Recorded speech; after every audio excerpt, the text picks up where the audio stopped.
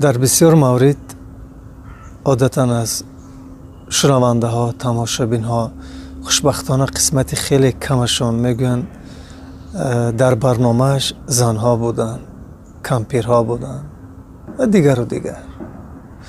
ولی من از این نمیرنجم.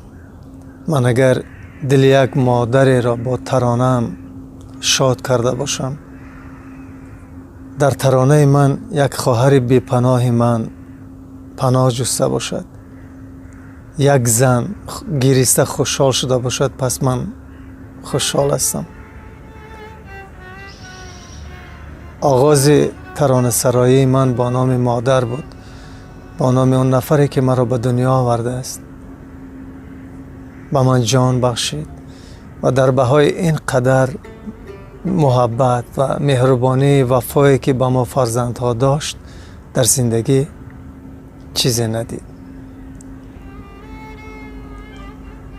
گذشت مادرم داغ سیاه ترین روی صحیفه کتاب زندگیم تا ابد باقی خواهد ماند.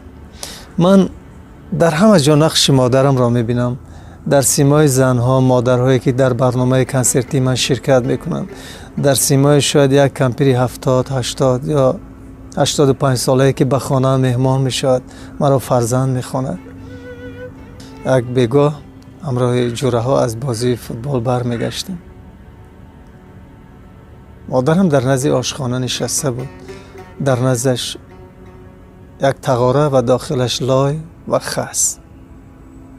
دیدم با یک گوشه دیوار خانه‌مان که افتاده است لای میزند. با خنده گفتم چه استای خوب شدی،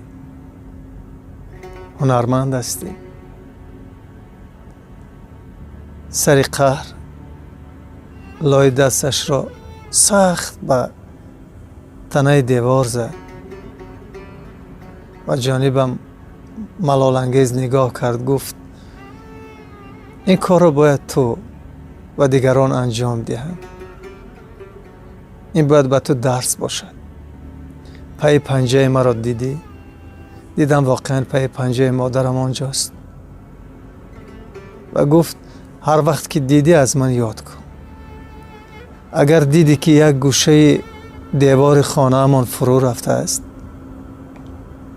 یک گوشه حولی پدرت ناآباد است، آباد کن. این حرفا هنوز یادم مانده است. مادرم از دنیا جوان درگذشت. پس از مرگش شاید تخمین 50 روز گذشته بود. یک روز تصادفاً چشمم به همان نقش پنجه های مادرم افتاد. رفتم نزد دیوار، همان پاریسه نشستم به زانو. پنجه هایم را بردم روی پنجه های مادرم.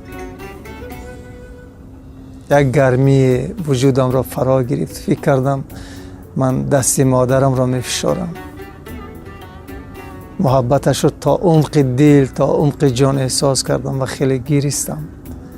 خیلی افسوس خوردم. یاد گذشته افتادم. بدتر شهرنشین شدیم و از همان خاطرات دور شدیم.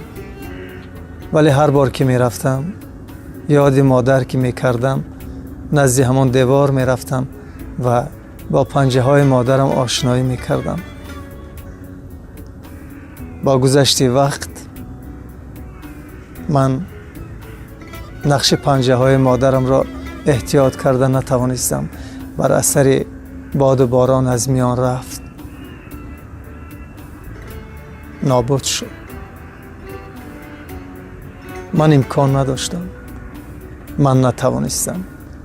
ولی اون نفری که لحظه نوا را تماشا میکند، تو یا شاید شما میتوانید، شاید مادر شما این لحظه کنار شماست. پس منتظر چی هستید؟ برخیزید، آغوشش کنید و بگوید که آچه من تو را دوست می‌دارم.